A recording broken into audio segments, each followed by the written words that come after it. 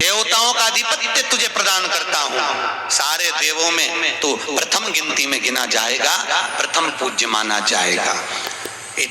बस शंकर भगवान ने वर दिया, थोड़ी देर बाद कार्तिक महाराज आ गए। कौन आए? जम के बोलो जरा। कार्तिक। और कार्तिकेय जी आए और आकर बोले, पिताजी दंडवत करा, प्रणाम करा, साष्टांग करा, मैं परिक्रमा कर कर आ गया। मैंने परिक्रमा करा।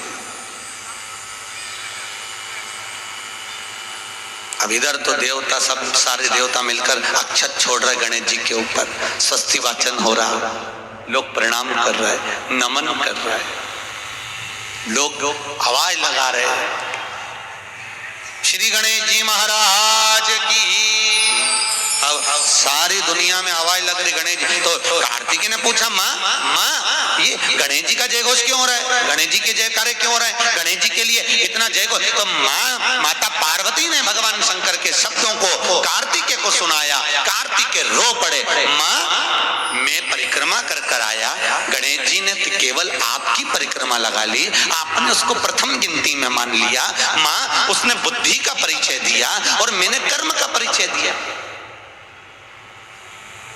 बुद्धि का परिचय, कर्म का परिचय।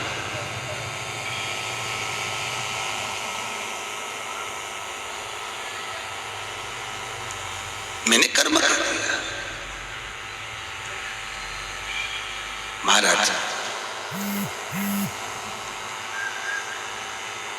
व्यक्ति को उसके भाग्य का मिलता है कि कर्म का मिलता है?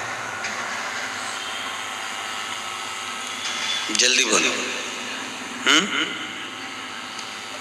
कर्म का। आपका क्या विचार है? ये लोग तो बहुत दूर बैठे हैं इसलिए इनसे पूछ ही नहीं रही हूं। व्यक्ति को उसके भाग्य का मिलता है कि कर्म का मिलता है? पुरुषों से भी पूछने का मन है, मेरा भाऊ बोलो तो सही, कि उसके कर्म का मिलेगा कि भाग्य का मिलेगा? है दोनों का मिलेगा। मेरी माताएं जीजियां बिल्कुल सही कह रही है, दोनों का ही चाहिए। काय का भाग्य का और कर्म का, ये दो हैं।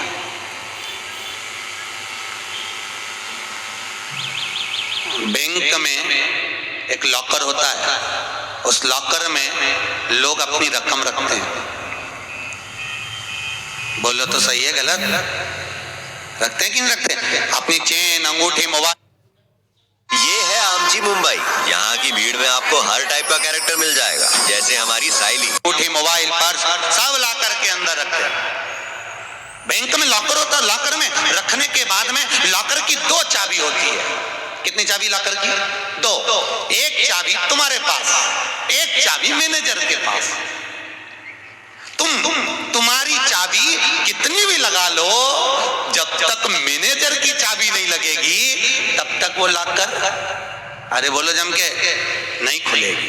और बैंक का मैनेजर कितनी भी चाबी लगा ले, लॉकर खुलेगा क्या? नहीं, तुम्हारी चाबी लगना जरूरी है।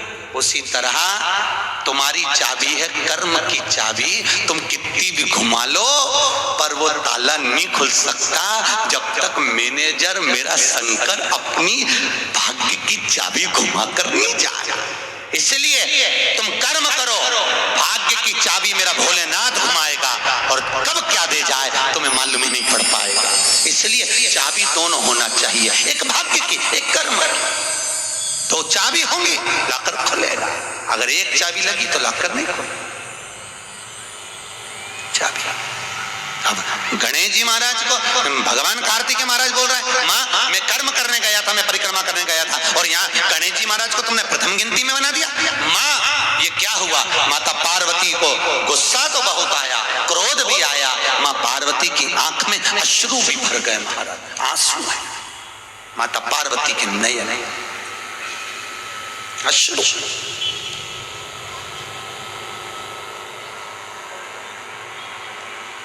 मां खड़ी हो गई। माता पार्वती ने आज खड़े होकर भगवान भोलेनाथ जी से निवेदन करा, आपने अपनी जिंदगी की ये गलती कर दी। क्या गलती? शंकर भगवान पूछ रहे हैं, कौन सी गलती? तुमने गणेश जी को प्रथम गिनती में बना दिया, कार्तिकेय भी तो गया था, अगर कुछ थोड़ा सा आशीर्वाद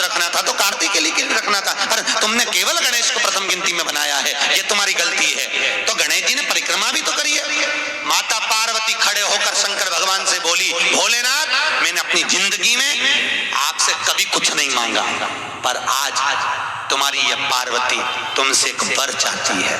शंकर भगवान ने कहा मांग, तुझे क्या चाहिए? पार्वती कहती है आज के बाद तुम्हारी कभी पूर्ण परिक्रमा ना लगे, आज के बाद तुम्हारी कभी पूर्ण प्रदक्षिणा ना हो। पूर्ण नहीं होनी चाहिए। कौन ने मांगा? जम के बोलो, पार्वती। शंकर की पूर्ण प्रदक्षिणा माता पार्वती ने कह दिया भोलेनाथ आज के बाद ना हो, क्योंकि तुम भोले हो, तुम्हारे आसपास कोई घूम लेता है तुम उसको कुछ भी निकाल कर दे देते हो। होता है, दो बहुएं होती हैं, एक बहू रहती है पूना में, बोलो कहाँ? मुंबई या पूना, और दूसरी बहू तुम्हारे साथ रहती है। अरे बोलो जम के, एक दूर रह रही है और एक तुम्हारे साथ रह रही है। पर सास को जो साथ रह रही है ना, रोज पूछ रही है ना, वो अच्छी नहीं लगती। वो जो दूर रहती है ना, उसका गुणगान 24 घंटे करती है। ये डोकरियों की आदत भी बुरी बढ़िया, बड़ी बुरी आदत। जो पास रह रही वो अच्छी नहीं लग रही, जो दूर रह रही ना वो दिवाली पे आती है, बस दिवाली पे 30 त्योहार कराती, और दिवाली पे आते और आके पल्लू वल्लू लेके मम्मी जी मम्मी जी मम्मी जी करके आई आई करके बस 2-4 बार इधर उधर घूमेगी और सास इतनी खुश हो जाएगी, तुरंत अंगूठी निकाल के झपक ले,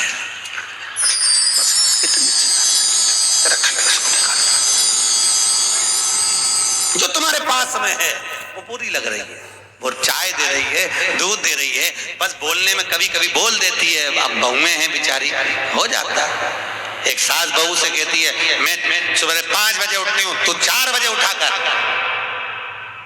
अब वो झगड़ा करते करते हमारे पास आ गए और हमारे पास आके बोली गुरुजी ये मेरी सास मुझे परेशान करे। मैंने बोला तेरी सास को क्या बोल रही है? तो क्या मैं 5 बजे उठूं तो बहू 4 बजे उठना चाहिए। तो मैंने कहा अच्छी बात बोली, कोई दिक्कत वाली बात नहीं है। एक काम कर, बहू की उम्र है 20 साल, तेरी उम्र है 70 साल, तू 20 साल की बन जा, मैं भी इसको जगाना चालू कर देता हूँ। जब तुम, वो कहते हैं ना सास भी कभी बहू थी, जब तुम बहू थे तुम भी खूब अलमस्त चकाचक सोते थे और तुम्हारी सास पहले उठती थी। बुढ़ापे में नींद नहीं आती जीजी, नहीं आती। आती क्या? अरे बोलो तो, आती बुढ़ापे में नहीं। मनुष्य की उम्र, गधा की उम्र, कुत्ता की उम्र और उल्लू की उम्र बराबर थी। किस किस की? जम के बोलो। मनुष्य, गधा, कुत्ता, उल्लू, सबको पहचानती हो? ठीक है, सबकी उम्र बराबर है, 40-40 साल। मनुष्य पहले 40 साल का था, गधा 40 साल।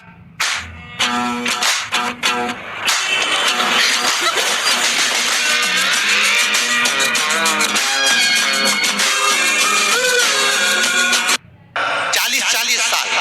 मनुष्य पहले 40 साल का था, गधा 40 साल का था, कुत्ता 40 साल का था, उल्लू 40 साल का था। सबकी उम्र लेवल में बिल्कुल बराबर थी। भगवान के देर अंधेर कुछ ये ऊंचा नीचा लेवल अपने यहाँ चले, भगवान क्या नहीं चले। भगवान ने सबकी उम्र 40-40 साल रखी, सबकी उम्र 40। एक दिन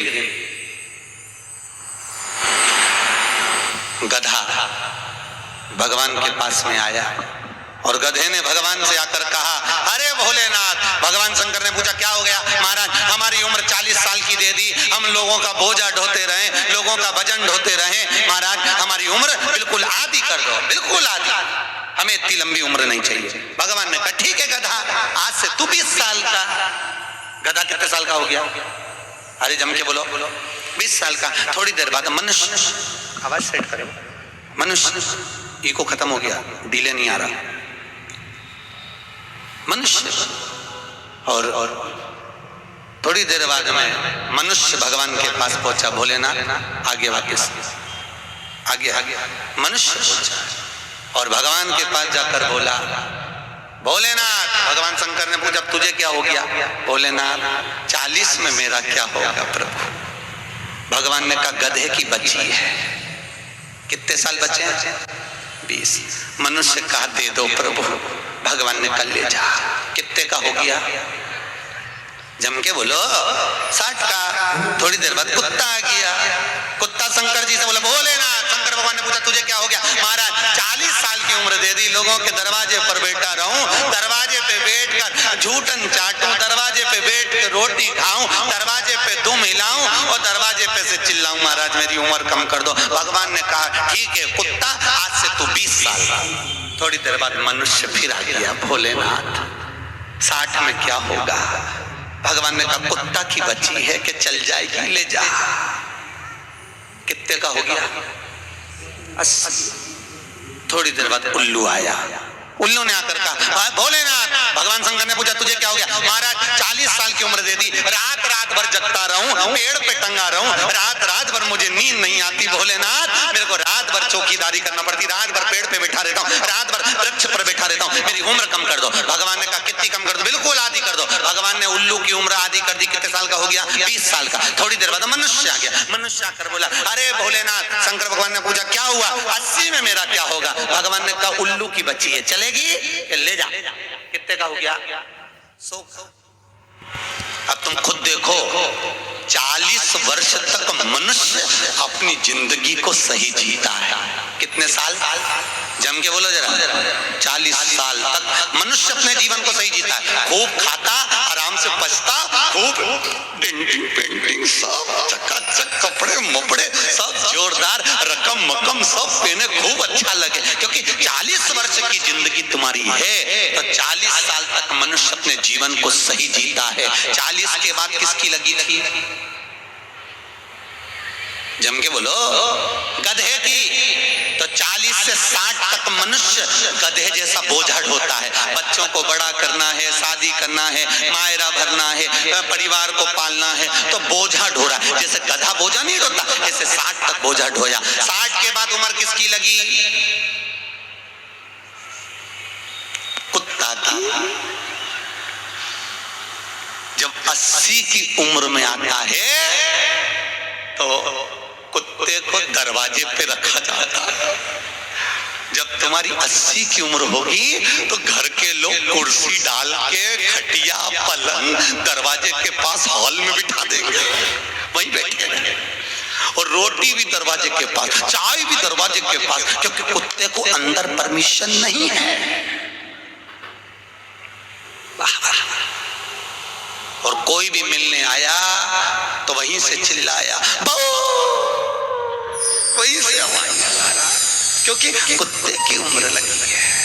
वहीं से अब कुत्ते के बाद में 80 के बाद 80 से 100 उल्लू की। डॉक्टर साहब क्या गए? डॉक्टर साहब मुझे रात में नींद नहीं आती। डॉक्टर साहब ने टेबलेट दे दी, नींद की गोली दे दी, डॉक्टर साहब ने इंजेक्शन लगा दिया। कितने भी अच्छे अच्छे डॉक्टर को दिखा लेना, पर 80 से 100 साल की जब उम्र होगी डॉक्टर को क्या मालूम कि किसकी लग गई। शिव महापुराण कहती है 80 से 100 में कितनी भी दवाई खाओ, कितने भी इंजेक्शन लगवाओ, पर रात्रि को नींद नहीं आएगी। गोली खा भी लोगे तो रात के 1:30-2 बजे तक चकाचक सोएगी, 2 बजे के बाद उल्लू जैसी बैठी रहेगी। 2 बजे के बाद कितना भी खाओ, कितनी भी दवाई खाओ, कितने भी अच्छे डॉक्टर को दिखाओ, पर 80 से 100 में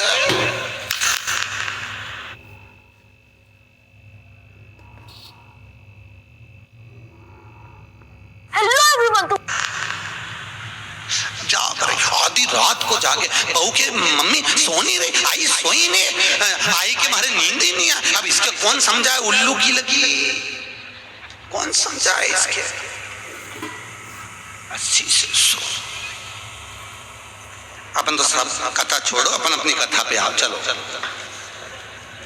महाराज, तो जो बहुत दूर रहती है ना वो अच्छी लगती है, जो पास में रह रही है दूर के ढोल सुहावना ठीक नहीं है,